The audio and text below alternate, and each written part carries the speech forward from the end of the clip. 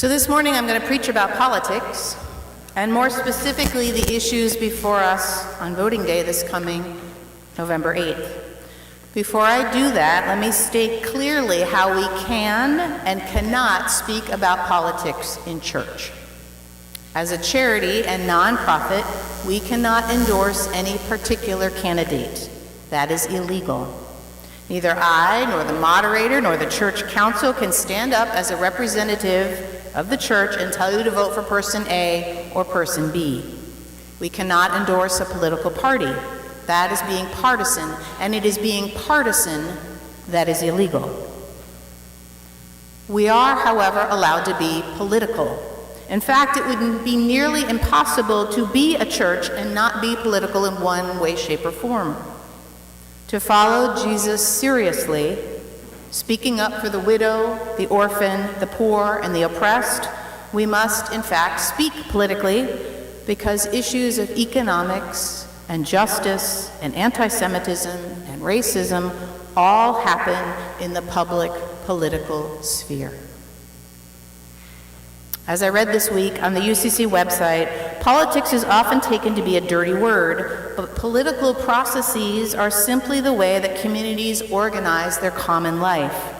For people of faith, public policy is never merely politics.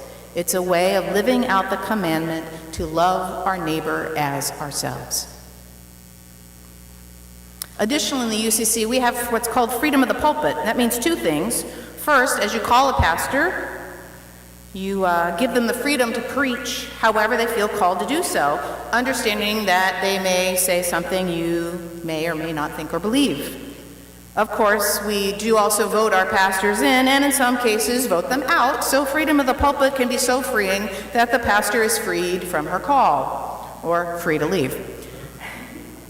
Secondly, in the UCC, what I preach does not speak for you, each of you out there. The pulpit is free, and in some ways it's also limited. This is true when pastors speak out and lend their names to petitions or protests. I can sign my name as a pastor and the authority of that office that's vested in me. But in doing so, I'm not signing your name, Pilgrim's name, and saying this is what Pilgrim thinks. That takes a vote of council, or more often a vote of the congregation. So, given that half page of caveats, let's get to it. How are you going to vote this election season? And what does your faith have to do with your vote? First, I urge you to go vote. We are told that voting is a civic duty, but I believe it is also a religious duty. How do we help the poor in this country? Through our social service safety net, through retraining programs and Head Start. Who creates and funds those social programs? We do, through our elected officials and their budgets. So our call to lift up the poor and oppressed is lived out in part by voting. Public policy is set by voting. Now, in Massachusetts, we have 3 questions on the ballot this year that will be decided by voting. Your vote matters. It matters. Every vote counts. So yes, voting is a Christian responsibility, even in this land of separation of church and state. Or more properly, voting is a faith life responsibility to include our interfaith neighbors and partners in justice work. Ensuring that all people get to vote is another place where our faith life intersects with voting. Making sure that legislatively there aren't barriers to voting is one part.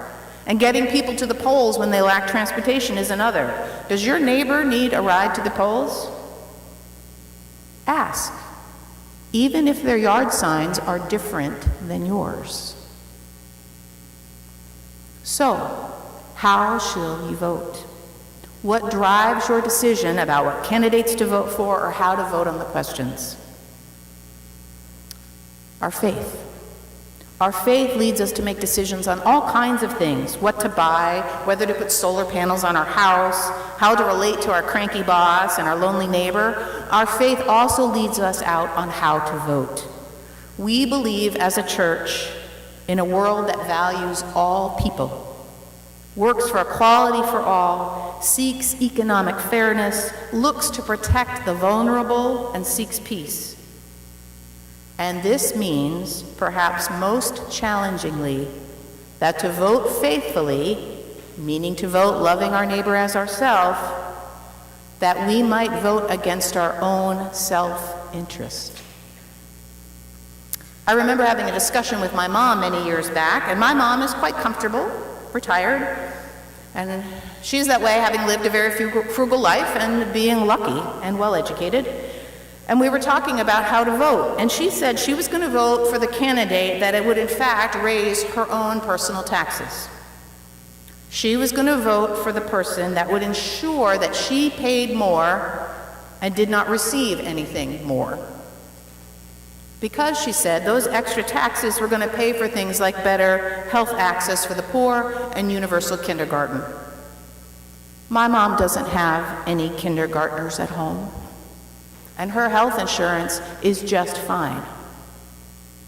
But her faith, her belief that Jesus calls us to love our neighbor as self, to provide for the neighbor as we are provided for, led her to vote against what made financial sense to her personally.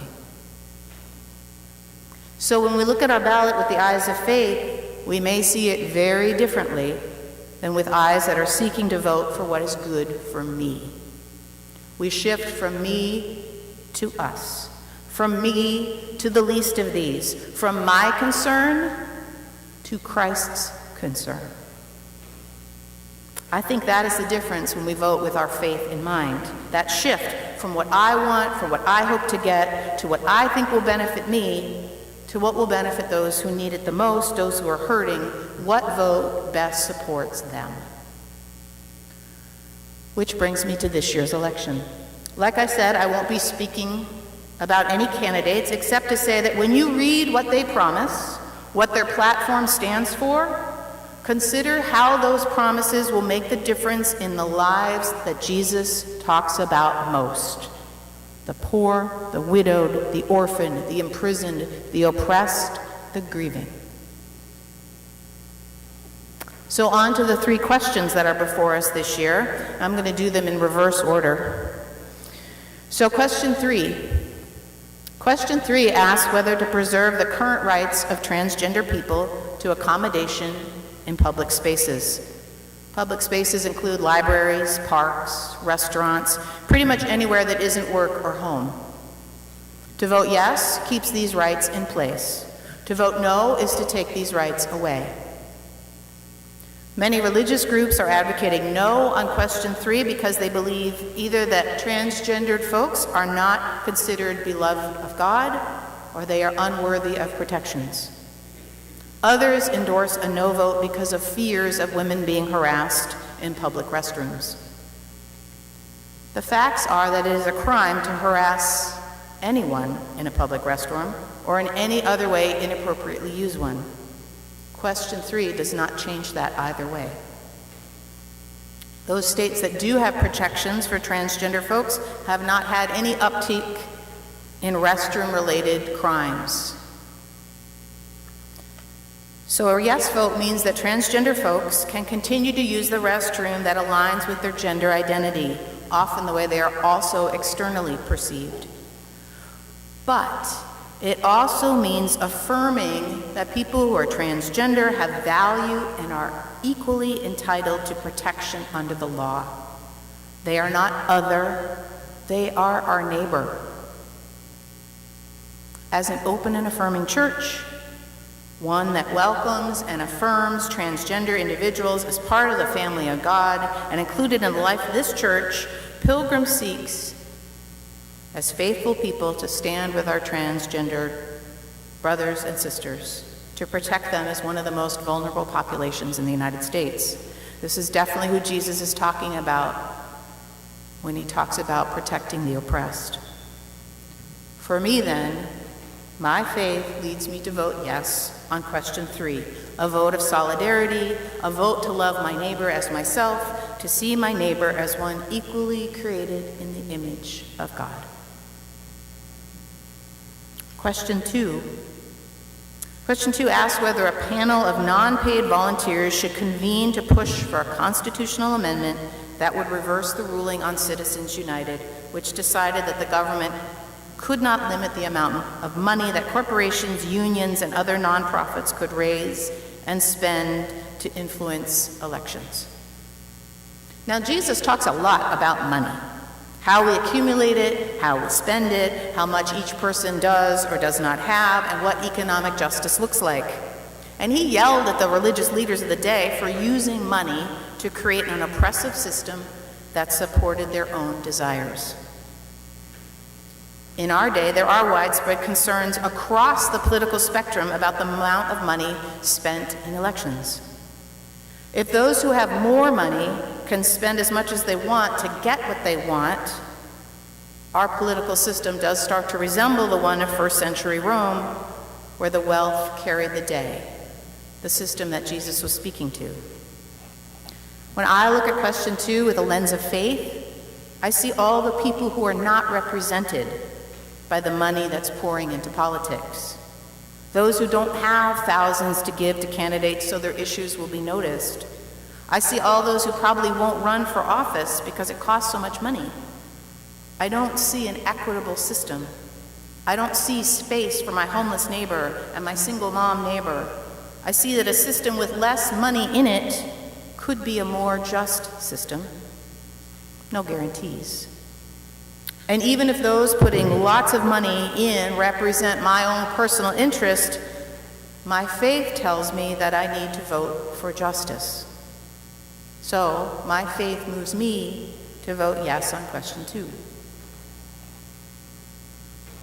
And then we reach question 1, which I've saved for last because most people agree that it's the hardest one on the ballot this year. At least it certainly is for me personally. Question 1 asks whether to implement a system of minimum nursing staffing numbers at hospitals. Nurses take care of people at their most vulnerable, when they're sick, traumatized, or dying. We all want good nursing care for ourselves and those we love. Jesus asks us to prioritize good nursing care for everyone, our neighbor as much as ourselves, and to care for our neighbors who are nurses. Nurses with fewer patients potentially can offer better care to those patients.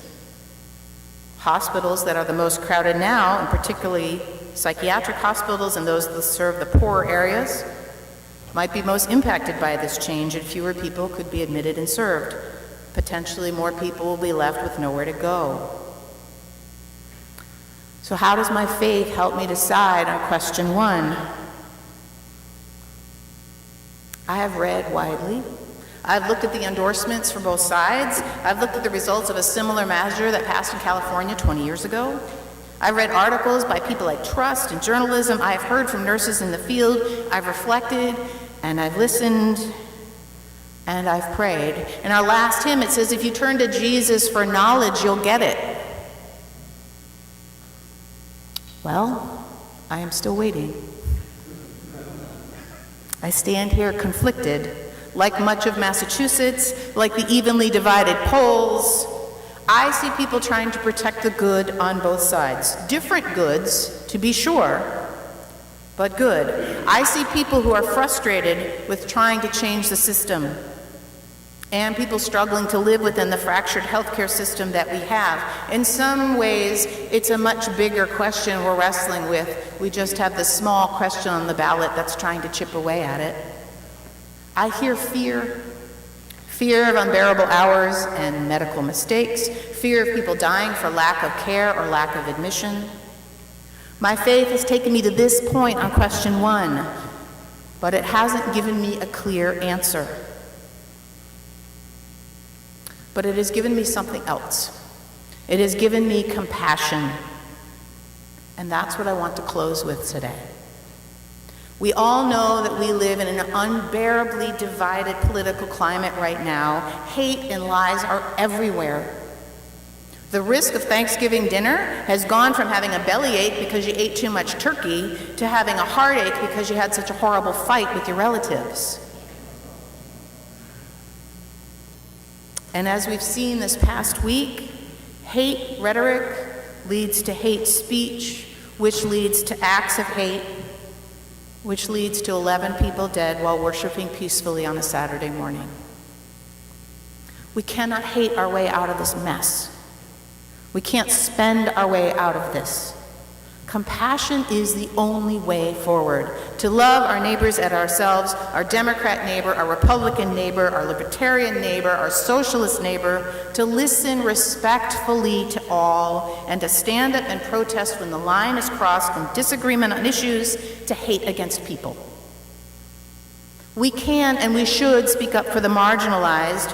We can and we should vote for people and policies that reach out to the less able and the less wealthy and those who just have less.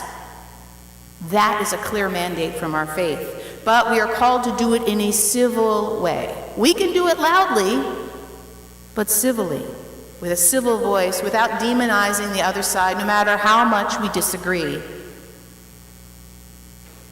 So, friends, go vote. Vote with your faith in mind. Vote with your neighbor in mind. All your neighbors, not just the literal one next door. Take your neighbor to the polls if they need a ride. And speak without hate, even without those terrible political jokes that we tell each other in our own in-circles. Abraham Lincoln, past president, who certainly lived through a time of hate, said, "Always vote for principle. Though you may vote alone, and you may cherish the sweetest reflection that your vote is never lost." Through Jesus Christ, who makes us one and walks with us on this difficult way. Amen.